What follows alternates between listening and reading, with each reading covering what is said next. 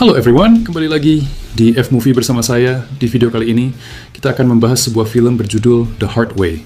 Jadi persiapkan diri kalian karena sebuah spoiler akan segera menemani Anda.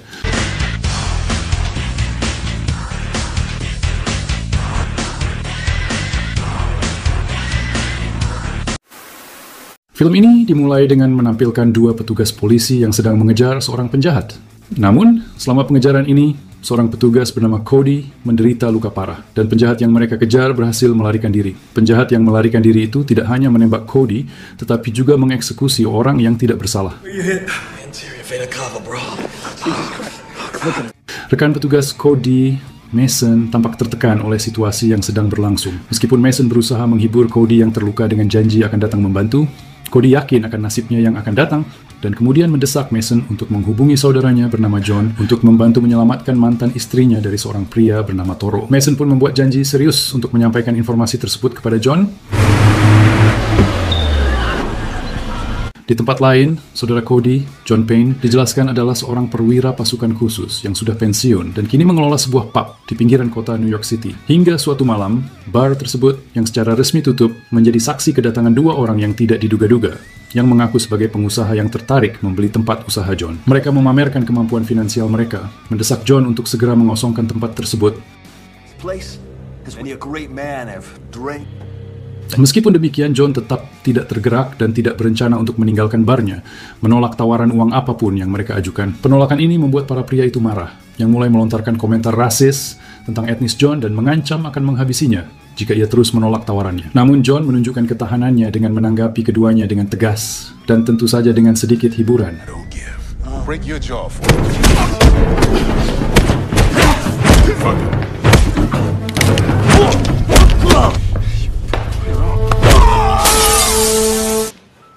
Setelah itu, kabar meninggalnya saudaranya akhirnya sampai kepadanya tak lama setelah kejadian itu, yang tampak membuatnya patah hati. Hingga keesokan paginya, ia pergi ke kota untuk menemui Briggs, atasan terakhir Cody. Briggs mengungkapkan bahwa atasannya sebelumnya memberikan tugas yang mengakibatkan kematian Cody selama operasi, yang mana dijelaskan Cody dan timnya terlibat dalam pelacakan pelaku dari operasi perdagangan pasar gelap, ketika Cody secara tragis menjadi korban.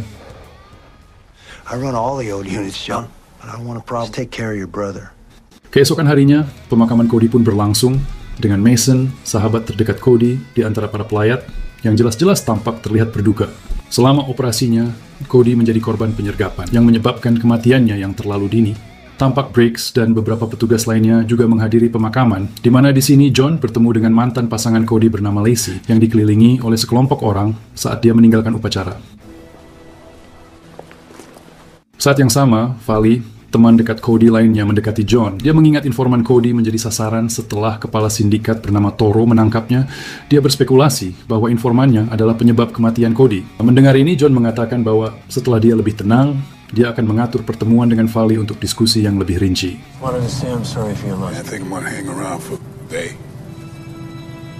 Sementara itu, Mason yang telah melakukan pengawasan rahasia terhadap sindikat memperhatikan Lacey bersama seorang pria bernama Joe yang konon merupakan tangan kanan Toro dan agen lapangan yang aktif. Setelah Lacey dan Jovic meninggalkan gedung, Mason diam-diam masuk, tetapi kehadirannya terdeteksi, yang menyebabkan baku tembak terjadi. Namun Mason berhasil lolos dari situasi berbahaya tersebut.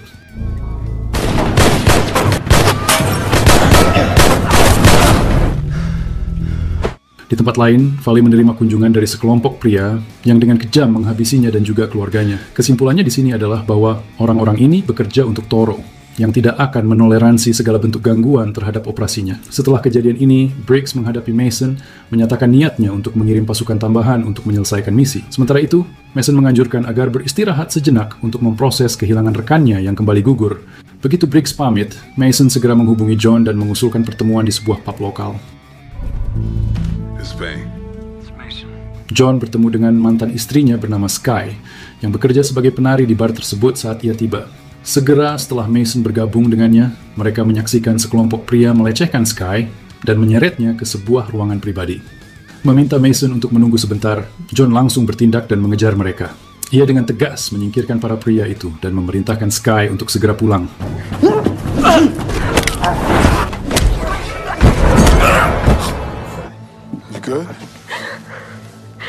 Setelah itu, John menghubungi kembali Mason yang kemudian membocorkan semua informasi yang relevan. Ia mengungkapkan bahwa Cody, Vali, dan juga dirinya bekerja sama dalam penyelidikan yang menargetkan sindikat di bawah pimpinan Toro, yang merupakan sosok yang misterius, yang dijelaskan hanya beroperasi melalui tangan kanannya, yang tak lain adalah Jovic, yang bertanggung jawab atas meninggalnya Cody di bawah instruksi Toro. Sayangnya, satu-satunya orang yang memiliki akses ke bukti yang melibatkan Toro dan Jovic, yaitu Cody dan Vali, kini telah meninggal dunia, sehingga tidak ada seorang pun yang bisa menghadapi kejahatan mereka. Ketika John menanyakan keberadaan Jovic, Mason menunjuk ke bagian belakang pub, mengungkapkan bahwa Jovic sebenarnya adalah pemiliknya.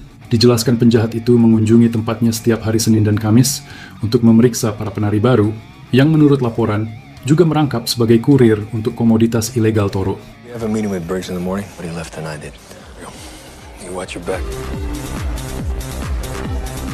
Dan setelah itu, tampak sekelompok penyerang yang berniat menghabisi Mason tiba-tiba menyergapnya dalam perjalanan pulang. Meskipun peluangnya kecil, ia berhasil menangkis mereka dan selamat dari pertemuan itu. Adegan kemudian kembali ke John, yang sekarang berada di kediaman saudaranya. Mengandalkan pengetahuan masa kecil tentang kecenderungan saudaranya untuk menyembunyikan barang-barang rahasia di lokasi tertentu, ia berhasil menemukan bukti kegiatan kriminal Toro dan juga Jovic. Bukti ini terdiri dari kaset, telepon seluler, dan kunci. Saat melihat rekaman itu, terungkap Jovic telah menyiksa informan Cody, dengan Toro yang tampak hadir di latar belakangnya, dengan wajahnya yang disamarkan dengan begitu cerdik. Yang mana di sini, Toro mengeksekusi informan Cody tersebut dengan begitu kejam. John juga memeriksa ponsel Cody, mengungkap video di mana Cody mengaku bahwa geng Toro mengejarnya setelah dia menyita 5 juta euro milik mereka dan menyembunyikannya di brankas yang hanya bisa dibuka dengan kunci yang ditemukan. Sementara itu, Sky dan salah satu kenalannya bertemu secara tak terduga dengan Jovic dan krunya. Jovic menginterogasi mereka tentang orang yang telah menyerang anak buahnya saat dia tidak ada. Teman Sky mengklaim bahwa itu hanyalah seorang pelanggan yang kebetulan ada di sana saat itu. Namun, Jovic tidak yakin dan malah menyerangnya. Meskipun demikian, teman Sky melawan Jovic, dan mereka berhasil melarikan diri dengan cepat. Jovic, tanpa membuang waktu, mengirim antek-anteknya itu untuk menangkap Sky dan temannya. Keesokan paginya, Mason, tamu tak terduga di rumah Cody, tampak hampir mengejutkan John. Meminta maaf atas reaksi terkejutnya, John mengundang Mason masuk dan menawarkannya tempat duduk. Setelah tenang, John mengungkapkan bukti yang ditemukannya yang melibatkan Toro dan Jovic dalam kegiatan kriminal baru-baru ini, tetapi mengakui bahwa mereka masih kekurangan informasi konkret tentang identitas Toro.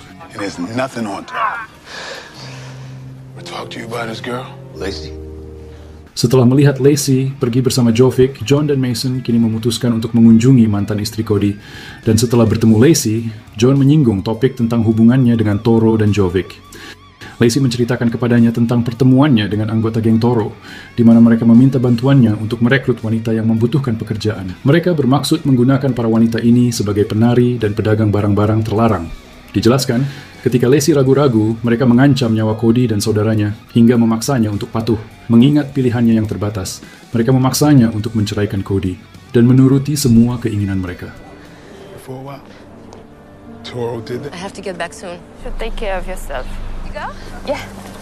Segera setelah pengungkapan ini, John menerima pesan video yang menyedihkan dari ponsel mantan istrinya, yang menggambarkan penyiksaan kejam yang berakhir pengeksekusian di tempat bar. Segera, John menuju ke bar Jovic dengan begitu marah. Tampak seorang anak buah Jovic menyangkal mengetahui keberadaan Jovic hingga mendorong John untuk membalasnya secara fisik. Terlihat, meskipun banyak penjaga berusaha menaklukkannya, mereka semua gagal. Hingga satu persatu, John berhasil mengalahkan mereka semua tanpa goresan.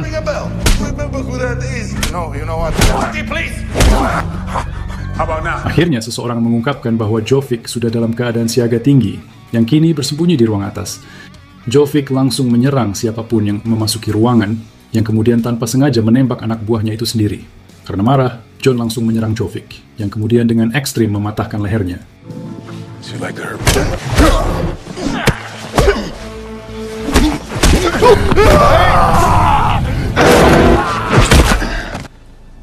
Ia kemudian menanyai anak buahnya Jovic itu yang terluka tentang Toro yang sulit ditangkap. Pria itu mengaku sering bertemu dengan Toro, tetapi menjelaskan bahwa Toro selalu menyembunyikan wajahnya dan mengubah suaranya, sehingga hanya Jovic dan Lacey lah yang mengetahui identitas aslinya. Setelah mendengar ini, John segera menemukan Lacey dan menyampaikan pesan untuk Toro. Ia ingin mengatur pertemuan di kastil tua di kota itu dan siap mengembalikan 5 juta euro yang dirampas saudaranya. Dengan syarat, Toro harus membebaskan Lacey. Kemudian, John meminta bantuan Briggs, meminta pasukan untuk mengepung Toro, tetapi Briggs menolak dengan alasan status sipil John. Kecewa tetapi tidak gentar, John menoleh ke Mason, menjelaskan bahwa Briggs menolak memberikan dukungan, menjadikan Mason sebagai satu-satunya sekutu yang dapat membantunya. Mengingat kebencian Mason terhadap Toro, dia pun dengan mudah setuju untuk bergabung dalam misi John. Bersama-sama, mereka merancang banyak jebakan sebagai persiapan untuk konfrontasi mereka dengan pasukan Toro. Singkatnya, pada saat di TKP Toro akhirnya muncul pada malam itu ditemani oleh pasukan yang cukup besar dan mereka menyebar di sekitar kastil untuk mengepung John. Dikelilingi oleh banyak anak buahnya, Toro kemudian keluar dari kendaraannya dan memerintahkan John untuk segera keluar membawa uangnya dengan menggunakan Lacey sebagai pemancing. Hey, I'm right here. Oh, just like you were. Dalam suasana yang panas itu, Mason menyusun strategi untuk mengalahkan Toro, tetapi rencananya digagalkan ketika anak buah Toro secara tidak sengaja saling menembak dalam perangkap yang telah diatur sebelumnya.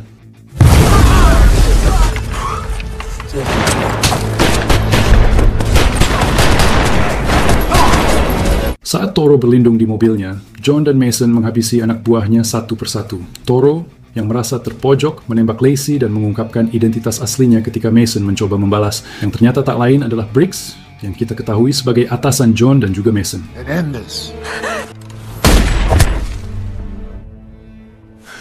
Briggs. Setelah menyadari hal ini, John dan Mason pun marah besar, dan mereka pun menembaki Briggs dan para pengikutnya. Meskipun demikian, Briggs dan salah satu anak buahnya berhasil melarikan diri ke dalam kastil. Namun, Briggs berhasil menyergap John di dalam kastil dan menodongkan senjatanya. Briggs memerintahkan John untuk segera menjatuhkan senjatanya dan menyerahkan 5 juta euro. John yang terkejut dengan tindakan Briggs, mempertanyakan mengapa ia mau melakukan hal tersebut dan menghabisi saudaranya. Briggs mengungkapkan bahwa dia rupanya tergila-gila pada Lacey, tetapi Lacey lebih memilih Cody daripada dirinya. Di sini pun kemudian diungkapkan tentang John, yang dulu ternyata sempat menaruh curiga kepada Briggs yang menurutnya sebagai Toro karena dipicu oleh sebuah video sebelumnya yang dia lihat di mana Toro menggunakan pistol seri 911 dengan gagang perak untuk menghabisi seorang informan. Yang menurutnya adalah jenis revolver yang sama yang ia lihat di kantornya Briggs. Di sisi lain, Mason berhadapan dengan salah satu anak buahnya Briggs yang ternyata adalah mantan rekan polisinya. Pria itu mengaku telah menghabisi keluarga Fali hingga membuat Mason ingin sekali menghabisinya karena marah. Kembali ke dalam, Briggs mencoba menembak John, tetapi malah menjatuhkannya. Namun John segera bangkit dengan santuy, dan kemudian membalasnya. Rupanya sehari sebelumnya, saat dia mengunjungi kantor Briggs, John diam-diam mengganti peluru Briggs dengan peluru hampa, dan kini membuatnya aman. Then, I'm gonna make you pay. Yeah, that's right. For that. Sekarang Briggs tidak punya pilihan selain berhadapan langsung dengan John by one, yang mana pada pertarungan mereka, John yang gagah itu berhasil mengalahkan Briggs dengan membuatnya jatuh ke dalam sumur yang dianggap mistis.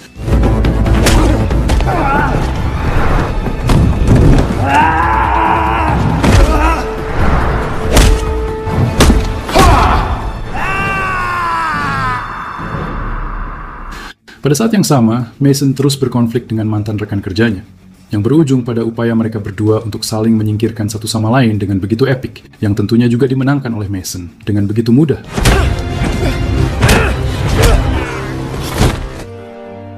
Tiga minggu kemudian setelah itu pada sebuah kafe, tampak Lacey yang sedang bekerja menyambut John yang datang.